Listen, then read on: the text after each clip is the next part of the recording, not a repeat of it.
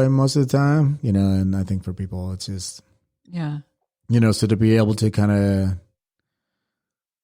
let them know that, to be comfortable and, so I think I think that's where a lot of the humor comes. I mean, not that we could help it anyways, him and I, but, yeah, it's just to make sure, like they're on there for a reason and, right. Want to really kind of, and especially with Moody, like it was so interesting to learn just a different, perspective about Hawaii and like really thinking about it. Moody was the guy that was on the last one, the one I just mentioned. Yeah, current mood. Yeah. You guys, I think it's great. I think it's funny. This podcasting thing is, obviously new to, well, at least to me. You have double the episodes that I have. But it's also, it's just another means to connect, I think, with people. And I don't know, I guess that's my big thing this year, like connection and in whatever way that it comes. And not everybody is at the place that we're at. Not everybody's willing to put everything out there. But if I could hold space for somebody to have, this is what I know.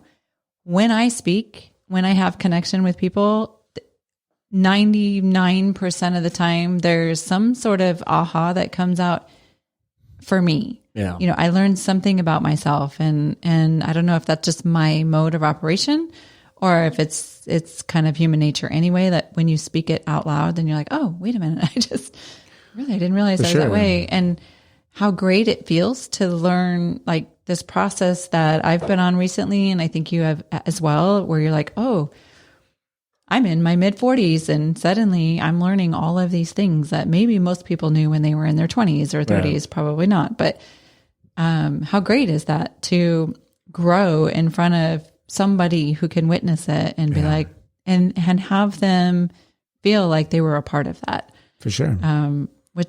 That's kind of a little bit about what the podcast thing does for me, 100%. Yeah. I mean, the Good Time Bros was really kind of built around showcasing community and, and having the podcast was just another outlet for that, to showcase and, so always kind of being mindful of that and sharing. I mean, I was just telling my friend Kaylin, I think last night or a couple of days ago, and it was just maybe, and connecting people, and that was something that Franco and I really enjoy doing,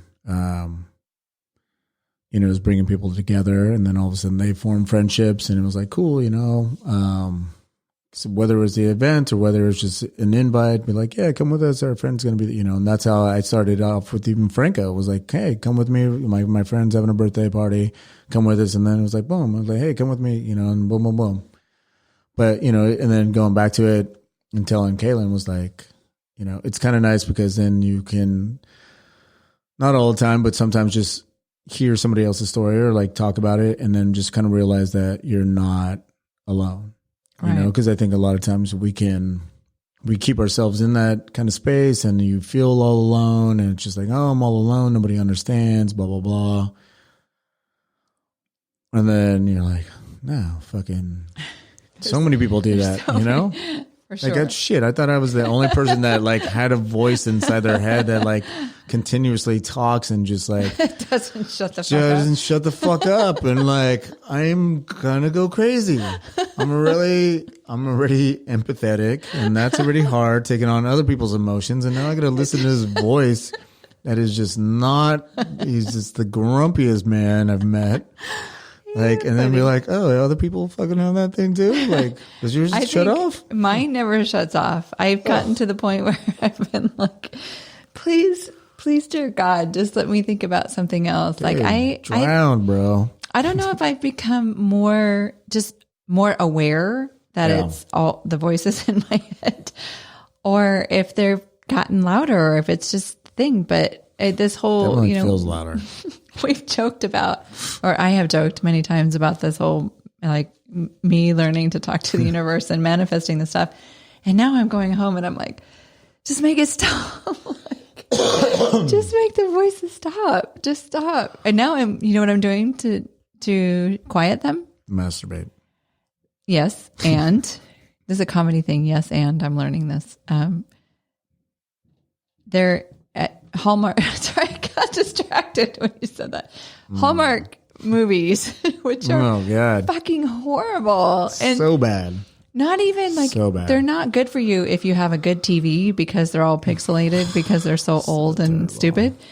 But those are the only things that are shutting off the voices in my head now. So I go home and I'm like, all right, I'm going to watch some horrific holiday Hallmark movie, which is only going to make me cry, by the way, because I'm sitting in my room by myself during the holidays with nobody crying.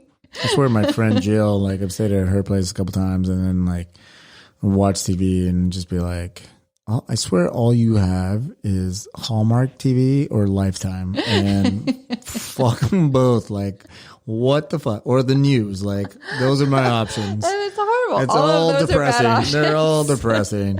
God damn it. Oh God. So, oh my God. Well, this is like, I'll wrap this up with a Hallmark movie. I'm going to go home and watch a Hallmark movie tonight. I'm like half lit on Grandovejo. Grandovejo. It's really good. Can you leave some of it? Yeah. Well, yeah. What's up with? I mean, do you have a party to go to or what? Not tonight. So this is what's happening next week. Do you want the rest of that? Can you? Yes, and yes. Perfect. It's just yes, no, and. Thank you. Next week we're having a holiday happy hour, which basically, what does that even mean? I don't know. Every month we do a big like Keller Street happy hour. Where we open up to the public, and we always have somebody come and do. Oh, wait a minute. We should do a tequila or a mezcal tasting once. Let's do it. A wine label will come and pour for tasting, and we always have music and some food, like local food restaurant or something. But this, because it's just Christmas and we decided to kind of keep it within the building. But one of the members here wants to like facilitate this white elephant thing. Yeah. But it's with a twist. So there's some sort of roulette game that comes with it. And then you pass, I don't know all the details, but you pass the white elephant. And if you don't want to take the white elephant, then you have to take a shot or something like that. So it's going to get loose. Earlier, I was asking you, I'm like, I need a tequila so that we can like, I don't know at what point, but also I wanted to be respectful of this. This is my like naivety around spirits. Like I'm assuming that there are certain spirits that you don't want to just shoot because you want to actually appreciate them. For sure. Yeah. I mean, we just had a guy at Whispers like, order a double Fortaleza Añejo margarita, and like Alfie and I and just like cried inside. I mean, because like Fortaleza is like one of the most beautiful and like best like tequilas out there. Yeah, I mean, usually like Añejos, you're usually just gonna hang out with. Like you don't need to make it a margarita. It's just like it's like just no, you don't need to. I mean, to each their own and whatever. But it was just like, oh, I'm so heartbreaking, like, bro. Come on. But those are the guys who was he short? He was probably like 5'6". I'm sure he probably had little man syndrome, and he was like compensating by like with his wallet by saying, "I can afford to put a double shot of this in my crappy margarita." Yeah, not that it was crappy margarita because you paid it, but yes, I know enough. I didn't put a lot of love in it. That's for sure. Because I was like, "Fuck you! I hope you hate it." Don't come back and order. I hope you still drink it, but you hated it, and you still had to pay like $50 or more for that margarita. You guys have one drink at Whisper Sisters that it's like candy to me. It's the only drink that I ever order now. It's got the big ice cube in it. Mm-hmm. I don't know. Oh, the Dutch Trader? Yes. That's where you get it, yeah.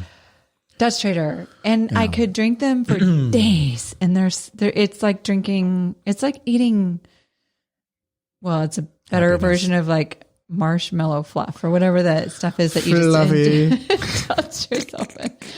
All right. On that note, we're going to wrap this up. Well, thanks for having me. No, thank you. I really appreciate it. Look forward to collaborating and even getting you on Bar Theory. Can I come on Bar Theory? Yeah, we'll switch out. For sure? You promise? 100%, yeah. Before Franco moves to Kentucky? Yeah. All right. For sure. Is that like next week? No, because I'll be gone Monday. So, yeah, I still got to make sure he can do something. Do I have to bring something to the table in terms of spirits and just not at all. stuff? Like, not at all. I mean, I could be the one person that you interview who's like fucking knows nothing about spirits. I mean, that's the thing. I mean, we could come here and do it at your original space, but we'll just bring our equipment and then just hang out. Yes. And then you could like see what the yes, please. What the low lifes. You're not low life. What kind of low life equipment we use? You're not low life. You're fancy. I do have a fancy studio right now. You soup's fancy. Girl. I'm not going to lie. This is super fancy. Oh, Dream come true. Danny, I love you. Thank you so much for being here. Thanks for having me, Dan. All right. We'll see you. Appreciate you.